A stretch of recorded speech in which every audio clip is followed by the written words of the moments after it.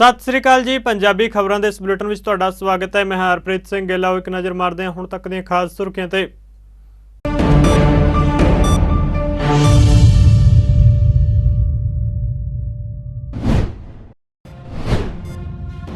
नीति आयोग की 8वीं governing council की बैठक। प्रधानमंत्री नरेंद्र मोदी की अगवाई में हुई बैठक।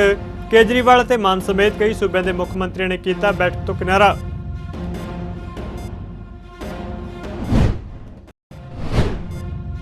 दिल्ली के मुख्यमंत्री अरविंद केजरीवाल ने तेलंगाना के मुख्यमंत्री चंद्रशेखर राव नाल की मुलाकात। चंद्रशेखर ने केंद्र के ऑर्डीनेंस खिलाफ केजरीवाल को समर्थन देने का किया ऐलान।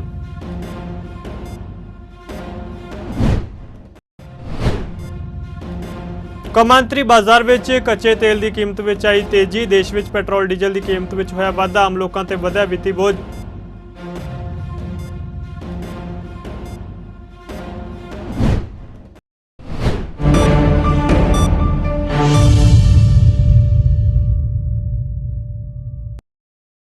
ते हुण खबरां विस्तार नाल। प्रधानमंत्री नरेंद्र मोदी ने नीति आयोग की 8वीं गवर्निंग कौंसल की बैठक की प्रधानगी की है। विकसित भारत @2047 टीम इंडिया की भूमिका के आधार पर बैठक राष्ट्रीय राजधानी के प्रगति मैदान के नवे कन्वेंशन सेंटर में हुई। नीति आयोग के चेयरमैन होने के नाते प्रधानमंत्री मोदी ने बैठक की प्रधानगी की। इस बैठक में 2047 तक भारत को एक विकसित राष्ट्र बनाने के उद्देश्य नाल सेहत, हुनर विकास, महिला सशक्तिकरण और बुनियादी ढांचे के विकास नाल संबंधित मुद्दों उत्ते चर्चा की गई। कौंसल की बैठक में कई सूबों के मुख्यमंत्री ने हिस्सा लिया। इस विच गृह मंत्री अमित शाह, वित्त मंत्री निर्मला सीतारमण ते रक्षा मंत्री राजनाथ सिंह समेत छत्तीसगढ़ के मुख्यमंत्री भूपेश बघेल, आंध्र प्रदेश के मुख्यमंत्री जगन मोहन रेड्डी, झारखंड के मुख्यमंत्री हेमंत सोरेन, अरुणाचल प्रदेश के मुख्यमंत्री शामिल सन। बैठक में मुख्यमंत्री पेमा खांडू, महाराष्ट्र के मुख्यमंत्री एकनाथ शिंदे भी मौजूद रहे। दिल्ली के मुख्यमंत्री अरविंद केजरीवाल, पंजाब के मुख्यमंत्री भगवंत मान, पश्चिमी बंगाल के मुख्यमंत्री ममता बनर्जी, तेलंगाना के चंद्रशेखर राव समेत कई सूबों के मुख्यमंत्री इस बैठक विचों गैर हाजिर रहे।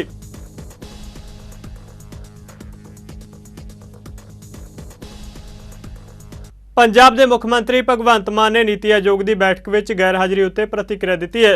हैदराबाद में पत्रकारों नाल गलबात करदे उन्होंने कहा कि उन्होंने पत्र लिख के अपने खदशे जता दिते सन। उन्हें कहा कि केंद्र सरकार ने पिछली बैठक दी मदों का हल नहीं किया, जिस कारण वो बैठक में नहीं गए। आज नीति आयोग की बैठक हम नहीं गए, अरविंद जी भी नहीं गए, हम नहीं गए। कारण क्या, वहां क्या करना है? फोटो खिंचवाने जाते हैं बस। मैंने तो चिट्ठी में लिख के भेज दी।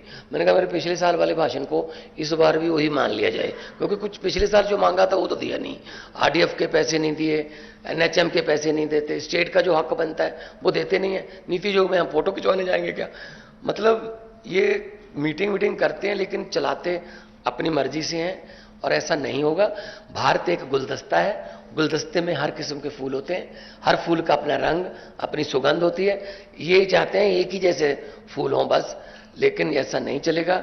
सो जो देश भारत जो है एक माला है, और माला के जो मन के हैं वो अलग अलग होते हैं। इसीलिए मल्टी कल्चर कंट्री हमारा है। हर स्टेट की अपनी भाषा है, अपना कल्चर है, और इसको बचाने के लिए हम आज आए हैं। दिल्ली के मुख्यमंत्री अरविंद केजरीवाल ने तेलंगाना के मुख्यमंत्री के चंद्रशेखर राव नाल हैदराबाद में मुलाकात की है। केजरीवाल नाल पंजाब के मुख्यमंत्री भगवंत मान ते दिल्ली की सिक्ख्या मंत्री आतिशी और संसद मैंबर राघव चड्डा भी मौजूद सन। उन्होंने मुख्यमंत्री रिहायश प्रगति भवन में उन्हां नाल मुलाकात की। केजरीवाल ते उनकी टीम ने राष्ट्रीय राजधानी दिल्ली में सेवावां के कंट्रोल नाल संबंधित केंद्र के ऑर्डीनेंस का विरोध करने भारत राष्ट्र कमेटी BRS का समर्थन मंगया और चंद्रशेखर ने उन्होंने समर्थन देने का ऐलान भी कर दिता। केजरीवाल ने ऑर्डीनेंस खिलाफ समर्थन हासिल करने गैर भाजपा शासित दलों के नेताओं नाल लगातार संपर्क साधा होया है, तां जो इस बारे बिल आए जाने ते केंद्र सरकार की कोशिश राज्यसभा में असफल कर दी जाए। I can say without iota of doubt, it is insult to the state, the Delhi state people. It is the public mandate. The government has not been nominated by anybody. Government has been mandated by the people of Delhi state. ఇది వ్యక్తులకు అరవింద్ కేజ్రీవాల్ గారు కాదు, insult to the people of Delhi. వాళ్ళు కూడా రేపు బుద్ధి చెప్తారు ఖచ్చితంగా ప్రభుత్వానికి, वो भी सबक सिखाएंगे। तो इसलिए हम लोग अनुरोध करते हैं मोदी जी, आप ऑर्डिनेंस विथड्रॉ कीजिए, ये अच्छा नहीं है। आप इमरजेंसी की बात ही फिर दोहरा रहे हो, वही बात ला रहे हो। देश में इमरजेंसी आने से पहले भी ऐसी स्थितियां थे। जब इलाहाबाद हाईकोर्ट ने एक जजमेंट दिया, उसके खिलाफ में ऐसे ऑर्डिनेंस जैसा कॉन्स्टिट्यूशन अमेंडमेंट करके गड़बड़ किए थे, उसके बाद बस फॉलोड बाय इमरजेंसी। आप भी उसी रास्ते में हो। भाजपा के नेता हमेशा गला पाड़ पाड़ के बोलते हैं कि भाई इमरजेंसी के काले दिन, इमरजेंसी के काले। आप कौन से अच्छे दिन है? ये क्या अच्छे दिन है? इमरजेंसी के काले दिन से भी बुरा है। It's worse than emergency. You are not allowing the people's elected, very popularly elected Delhi government to function. हमने अपनी पूरी बात उनके सामने रखी और जैसा भी उन्होंने कहा कि दिल्ली के लोगों को न्याय दिलाने के लिए वो, उनकी पार्टी और उनकी पूरी सरकार दिल्ली के लोगों के साथ है। ये बात केवल दिल्ली की नहीं है, ये बात देश के जनतंत्र को बचाने की है। जो अध्यादेश पारित किया गया है वो देश के जनतंत्र के खिलाफ है, संविधान के खिलाफ है। सो उनकी सपोर्ट से हमें बहुत ताकत मिली है और हम इस सपोर्ट के लिए मैं पूरे दिल्ली के लोगों की तरफ से उनका तहे दिल से शुक्रिया अदा करना चाहता हूँ। 8 साल की हमारी लड़ाई के बाद 11 मई को, अभी पिछले कुछ दिन पहले, सुप्रीम कोर्ट की संविधान कॉन्स्टिट्यूशन बेंच ने 5 जजों ने मिलकर 5-0 से दिल्ली के लोगों के हक में फैसला दिया। 8 साल की लड़ाई के बाद दिल्ली के लोगों को न्याय मिला कि उनकी चुनी हुई सरकार को काम करने का अधिकार मिला। हमें 8 साल लग गए उस नोटिफिकेशन को कैंसिल कराने में और न्याय लेने में। उसके 8 दिन के अंदर 11 मई को ऑर्डर आया सुप्रीम कोर्ट का। 19 मई को मोदी सरकार ने ऑर्डिनेंस लाके सुप्रीम कोर्ट के ऑर्डर को निरस्त कर दिया, पलट दिया। पूरे देश भर में लोग कह रहे हैं कि जिस देश का प्रधानमंत्री सुप्रीम कोर्ट को नहीं मानता, सुप्रीम कोर्ट के आदेश को नहीं मानता, फिर न्याय लेने के लिए लोग कहां जाएंगे?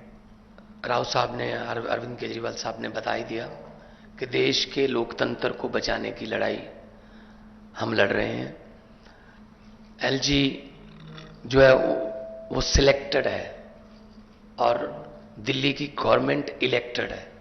तो डेमोक्रेसी में इलेक्टेड जो लोग हैं वो फैसले लेते हैं, ना कि सिलेक्टेड। तो दिल्ली का तो पहले से ही ये कर रहे हैं, पूर्ण राज्य का दर्जा नहीं है, लेकिन फुल स्टेट्स को भी तंग किया जा रहा है। हमने पंजाब में 92 सीट्स जीती आउट ऑफ 117। इतना बड़ा मैंडेट है। हमें बजट सेशन बुलाना था मार्च में, हमें गवर्नर ने मना कर दिया, मैं परमिशन नहीं दूंगा बजट सेशन की। तो हम कहां जाएं?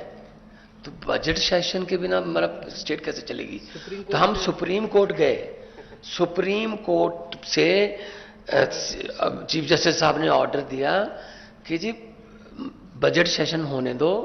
और उसके बाद एक और जो बात हुई कि जी जो काउंसिल ऑफ मिनिस्टर द्वारा लिखा जाता है प्राप्तियां गवर्नमेंट की कि हमने ये किया, वो कहता है उसमें मैं माई गवर्नमेंट नहीं कहूंगा।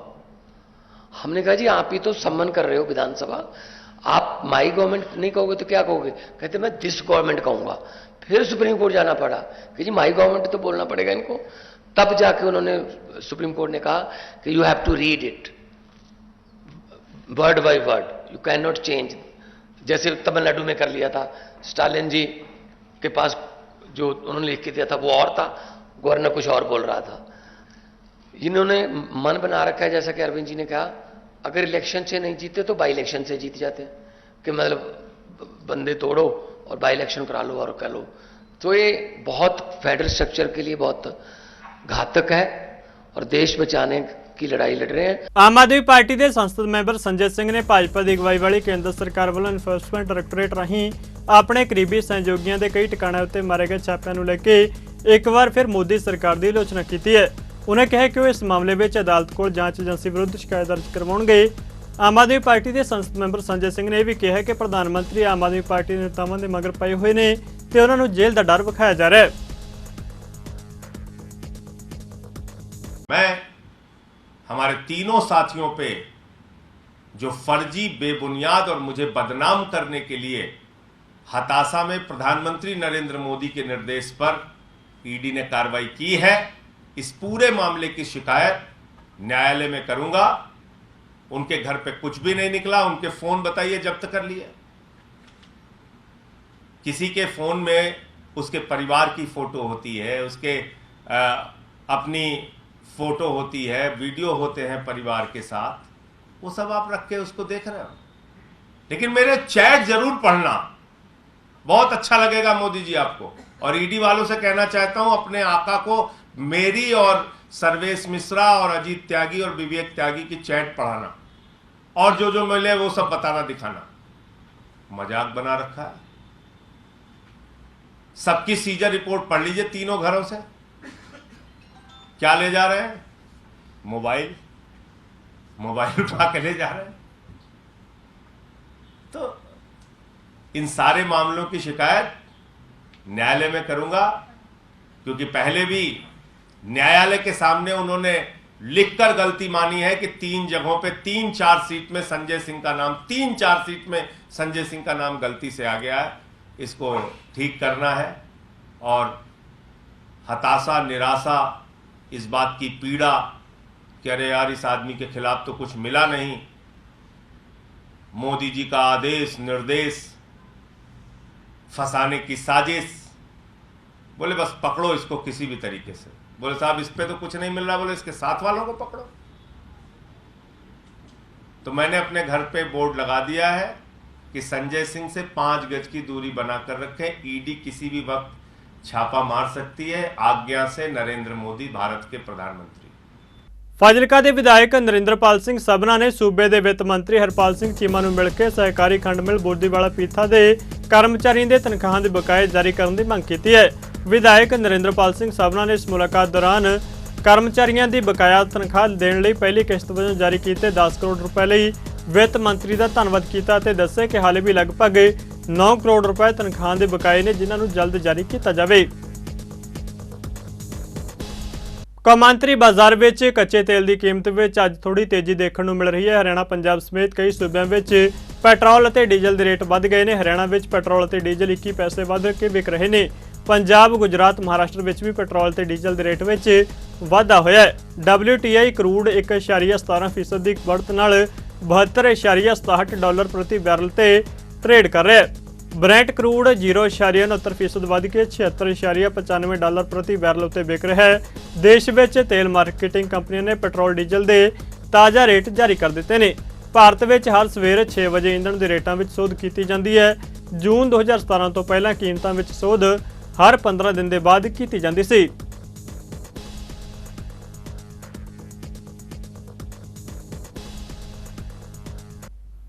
श्री गुरु ग्रंथ साहिब वर्ल्ड यूनिवर्सिटी वालों दूजी कन्वोकेशन दौरान 118 रिसर्च स्कॉलर ने PhD की डिग्री, 700 तो वध विद्यार्थियों ने पोस्ट ग्रैजुएट और ग्रैजुएट डिग्रियां और 25 विद्यार्थियों को यूनिवर्सिटी मैडलों नाल सन्मानित किया गया। इस मौके उत्ते श्रोमणी गुरुद्वारा प्रबंधक कमेटी के प्रधान और यूनिवर्सिटी के चांसलर एडवोकेट हरजिंदर सिंह धामी ने मुख मेहमान वजों शिरकत की। इस मौके उन्होंने विद्यार्थियों को डिग्रियां प्रदान कीतियां। एडवोकेट धामी ने यूनिवर्सिटी को बधाई देंदे आस प्रगटाई कि यूनिवर्सिटी उत्तमता वाल अपना मार्च जारी रखेगी ਅਤੇ ਚੰਗੇ ਗਿਆਨਵਾਨ ਅਤੇ ਸੋਚ ਵਾਲੇ ਨਾਗਰਿਕ ਪੈਦਾ ਕਰੇਗੀ। ਉਹਨਾਂ ਨੇ ਵਿਦਿਆਰਥੀਆਂ ਨੂੰ ਉਹਨਾਂ ਦੇ ਅਕਾਦਮਿਕ ਪ੍ਰਾਪਤੀਆਂ ਲਈ ਵਧਾਈ ਵੀ ਦਿੱਤੀ।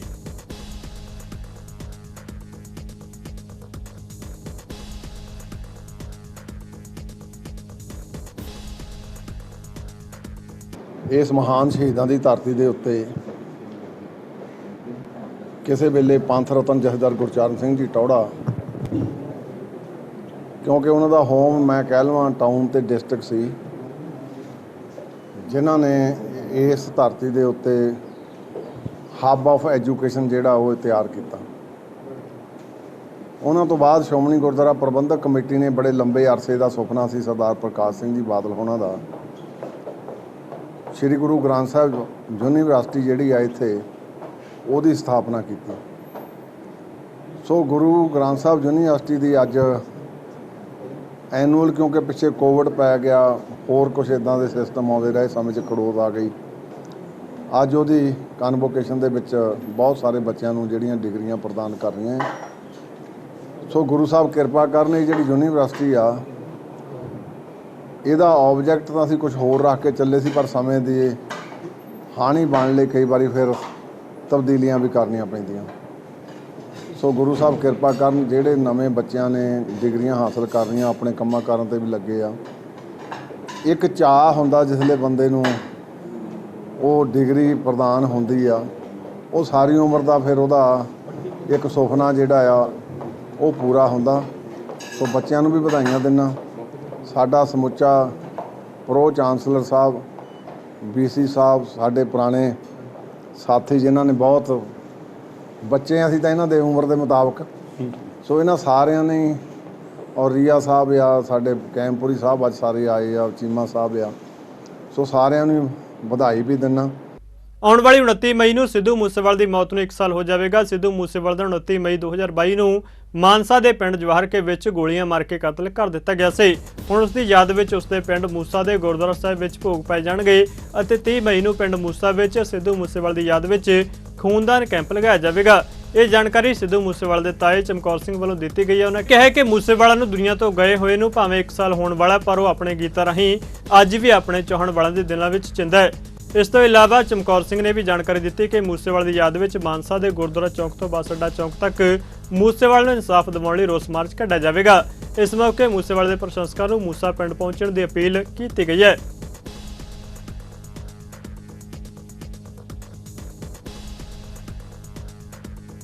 ਸਰਹਿੰਦ ਵਿੱਚ ਚੱਲਦੀ ਰੇਲ ਗੱਡੀ ਚੜ੍ਹਨ ਦੀ ਕੋਸ਼ਿਸ਼ ਕਰ ਰਹੇ ਇੱਕ ਨੌਜਵਾਨ ਦੀ ਰੇਲ ਗੱਡੀ ਹੇਠਾਂ ਆ ਕੇ ਮੌਤ ਹੋ ਗਈ, ਜਿਸ ਦੀ ਪਹਿਚਾਣ ਜ਼ਿਲ੍ਹਾ ਫਤਿਹਗੜ੍ਹ ਸਾਹਿਬ ਦੇ ਪਿੰਡ ਗੁਣੀਆਂ ਮਾਜਰਾ ਦੇ ਨਵਦੀਪ ਸਿੰਘ ਵਜੋਂ ਹੋਈ ਹੈ। GRP ਥਾਣਾ ਸਰਹਿੰਦ ਦੇ ਸਹਾਇਕ ਥਾਣੇਦਾਰ ਕਰਮਜੀਤ ਸਿੰਘ ਨੇ ਦੱਸਿਆ ਕਿ ਸਰਹਿੰਦ ਰੇਲਵੇ ਸਟੇਸ਼ਨ ਉੱਤੇ ਗੱਡੀ ਰੁਕੀ ਤਾਂ ਨਵਦੀਪ ਸਿੰਘ ਜੰਮੂ ਜਾਣ ਲਈ ਜਿਵੇਂ ਹੀ ਰੇਲ ਗੱਡੀ ਸਟੇਸ਼ਨ ਤੋਂ ਰਵਾਨਾ ਹੋਣ ਮੌਕੇ ਚੜ੍ਹਨ ਲੱਗਿਆ ਤਾਂ ਉਸ ਦਾ ਪੈਰ ਫਿਸਲ ਗਿਆ, ਜਿਸ ਦੇ ਨਾਲ ਉਹ ਰੇਲ ਗੱਡੀ ਦੇ ਡੱਬੇ ਦੇ ਪਲੇਟਫਾਰਮ ਵਿਚਾਲੇ ਫਸ ਗਿਆ ਤੇ ਗੱਡੀ ਹੇਠਾਂ ਆਉਣ ਨਾਲ ਉਸ ਦੀ ਮੌਕੇ ਤੇ ਮੌਤ ਹੋ ਗਈ ਹੈ।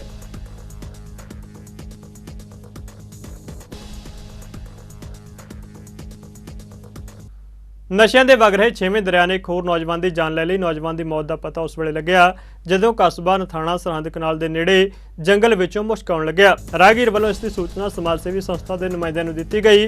ਸਮਾਜ ਸੇਵੀ ਸੰਸਥਾ ਦੇ ਵਰਕਰਾਂ ਨੇ ਜੰਗਲ ਵਿੱਚ ਜਾ ਕੇ ਵੇਖਿਆ ਤਾਂ ਉੱਥੇ ਇੱਕ ਨੌਜਵਾਨ ਦੀ ਗਲੀ ਛੜੀ ਲਾਸ਼ ਪਈ ਸੀ ਅਤੇ ਨੇੜੇ ਇੱਕ ਇੰਜੈਕਸ਼ਨ ਪਿਆ ਸੀ। ਸਮਾਜ ਸੇਵੀ ਸੰਸਥਾ ਵੱਲੋਂ ਗਲੀ ਛੜੀ ਲਾਸ਼ ਨੂੰ ਸਥਾਨਕ ਰਾਮਪੁਰਾ ਫੂਲ ਦੇ ਹਸਪਤਾਲ ਵਿੱਚ ਲਿਜਾਇਆ ਗਿਆ। ਸਮਾਜ ਸੇਵੀ ਆਗੂ ਨੇ ਦੱਸਿਆ ਕਿ ਉਹਦੇ ਕੰਟਰੋਲ ਰੂਮ ਉੱਤੇ ਇਸ ਲਾਸ਼ ਦੀ ਸੂਚਨਾ ਮਿਲੀ ਸੀ, ਜਿਸ ਤੋਂ ਬਾਅਦ ਉਹ ਮੌਕੇ ਤੇ ਪਹੁੰਚੇ ਤਾਂ ਵੇਖਿਆ ਕਿ ਲਾਸ਼ ਕਈ ਦਿਨ ਪੁਰਾਣੀ ਸੀ ਤੇ ਗਲ ਸੜ ਚੁੱਕੀ ਸੀ ਅਤੇ ਉਸ ਵਿੱਚ ਕੀੜੇ ਪਏ ਹੋਏ ਸਨ। ਉਹਨਾਂ ਕਿਹਾ ਕਿ ਇਸ ਦੀ ਸੂਚਨਾ ਪੁਲਿਸ ਨੂੰ ਦਿੱਤੀ ਗਈ ਹੈ ਤੇ ਫਿਲਹਾਲ ਲਾਸ਼ ਦੀ ਸ਼ਨਾਖਤ ਨਹੀਂ ਕੀਤੀ ਜਾ ਸਕੀ। ਉਹਨਾਂ ਕਿਹਾ ਕਿ ਲਾਸ਼ ਕੋਲੋਂ ਇੱਕ ਇੰਜੈਕਸ਼ਨ ਅਤੇ ਮੋਬਾਈਲ ਫੋਨ ਬਰਾਮਦ ਹੋਇਆ ਜੋ ਪੁਲਿਸ ਨੂੰ ਸੌਂਪਿਆ ਗਿਆ। ਪਿੰਡ ਨਥਾਣਾ ਦੇ ਵਿੱਚ ਸਰਹਿੰਦ ਨਹਿਰ ਦੇ ਨੇੜੇ ਪੇੜਾਂ ਦੇ ਝਾੜੀਆਂ ਦੇ ਵਿਚਾਲੇ ਇੱਕ ਵਿਅਕਤੀ ਦੀ ਗਲੀ ਸੜੀ ਲਾਸ਼ ਪਈ ਹੋਣ ਦੀ ਸੂਚਨਾ ਮਿਲਣ ਤੇ ਸਾਡੀ ਸੰਸਥਾ ਨੌਜਵਾਨ ਵੈਲਫੇਅਰ ਸੁਸਾਇਟੀ ਦੀ ਟੀਮ ਸਾਡੇ ਵਲੰਟੀਅਰ ਹਰਸ਼ਿਤ ਚਾਵਲਾ ਦੀ ਅਗਵਾਈ ਦੇ ਵਿੱਚ ਮੌਕੇ ਤੇ ਪਹੁੰਚੀ, ਜਿੱਥੇ ਪੁਲਿਸ ਟੀਮ ਵੀ ਮੌਕੇ ਤੇ ਪਹੁੰਚੀ। ਲਾਸ਼ ਜਿਹੜੀ ਬੁਰੀ ਤਰੀਕੇ ਨਾਲ ਗਲੀ ਸੜੀ ਹੋਈ ਸੀ, ਉਹਦੀ ਜਿਹੜੀ ਚਮੜੀ ਹੈ ਉਹ ਬੁਰੀ ਤਰੀਕੇ ਨਾਲ ਗਲ ਚੁੱਕੀ ਸੀ, ਜਿਹੜੀ 15 ਕੁ ਦਿਨ ਪੁਰਾਣੀ ਲੱਗਦੀ ਸੀ। ਡੈੱਡ ਬੋਡੀ ਵਿੱਚ ਕੀੜੇ ਜਿਹੜੇ ਹੈਗੇ ਉਹ ਪੈ ਚੁੱਕੇ ਸੀ ਤੇ ਉਹਦੇ 'ਚ ਸਮੈਲ ਦੂਰ ਦੂਰ ਤੱਕ ਜਾਰੀ ਸੀਗੀ। ਉਹ ਵਿਅਕਤੀ ਪੇੜ ਦੀ ਛਾਂ ਦੇ ਵਿੱਚ ਬੈਠਾ ਹੀ ਐਂ ਲੱਗਦਾ ਜਿਵੇਂ ਮਰ ਗਿਆ ਸੀਗਾ ਤੇ ਜਦੋਂ ਮੌਕੇ ਤੇ ਛਾਨਬੀਨ ਕੀਤੀ ਤਾਂ ਉੱਥੇ ਇੱਕ ਚਿੱਟੇ ਦਾ ਇੰਜੈਕਸ਼ਨ ਵੀ ਬਰਾਮਦ ਹੋਇਆ, ਜਿਸ ਤੋਂ ਇਹ ਜ਼ਾਹਰ ਹੁੰਦਾ ਹੈਗਾ ਕਿ ਉਸਨੇ ਚਿੱਟੇ ਦਾ ਇੰਜੈਕਸ਼ਨ ਲਗਾਇਆ ਤੇ ਓਵਰਡੋਜ਼ ਦੇ ਨਾਲ ਉਸਦੀ ਜਿਹੜੀ ਹੈ ਉੱਥੇ ਮੌਤ ਹੋ ਗਈ, ਜਿਸ ਦੇ ਕਾਰਨ ਉਹ ਡੈੱਡ ਬੋਡੀ ਜਿਹੜੀ ਹੈ ਕਾਫੀ ਓਲੇ ਦੇ ਵਿੱਚ ਜੰਗਲਾਂ ਵਾਲੇ ਏਰੀਏ ਦੇ ਵਿੱਚ ਪਈ ਸੀ, ਜਿਹਦੇ ਕਾਰਨ ਉਹਦੇ ਉੱਤੇ ਕਿਸੇ ਦੀ ਨਿਗਾਹ ਨਹੀਂ ਪਈ। ਪਰ ਜਦੋਂ ਹੁਣ ਸਮੈਲ ਬਹੁਤ ਜ਼ਿਆਦਾ ਵੱਧ ਚੁੱਕੀ ਸੀ ਦੂਰ ਤੱਕ, ਤਾਂ ਉਸ ਦੇ ਕਰਕੇ ਜਦੋਂ ਅੱਜ ਇਸ ਲਾਸ਼ ਦਾ ਪਤਾ ਲੱਗਿਆ ਤੇ ਫਿਲਹਾਲ ਜਿਹੜੀ ਮੁੱਢਲੀ ਕਾਰਵਾਈ ਤੋਂ ਬਾਅਦ ਜਿਹੜੀ ਡੈੱਡ ਬੋਡੀ ਹੈਗੀ ਹੈ ਉਹ ਰਾਮਪੁਰਾ ਸਿਵਲ ਹਸਪਤਾਲ ਦੇ ਵਿੱਚ ਸਾਡੀ ਸੰਸਥਾ ਵੱਲੋਂ ਪਹੁੰਚਾ ਦਿੱਤੀ ਗਈ ਹੈ। ਪੰਜਾਬੀ ਖਬਰਾਂ ਦੇ ਇਸ ਬੁਲੇਟਿਨ 'ਚ ਫਿਲਹਾਲ ਨਹੀਂ ਜਾਂਦੇ ਨਜ਼ਰ ਮਾਰਦੇ ਹਾਂ ਮੌਸਮ ਦੇ ਹਾਲ ਤੇ। ਤੁਸੀਂ ਬਣੇ ਰਹੋ ਚੜ੍ਹਦੀ ਕਲਾ ਟਾਈਮ ਟੀਵੀ ਦੇ ਨਾਲ। ਧੰਨਵਾਦ।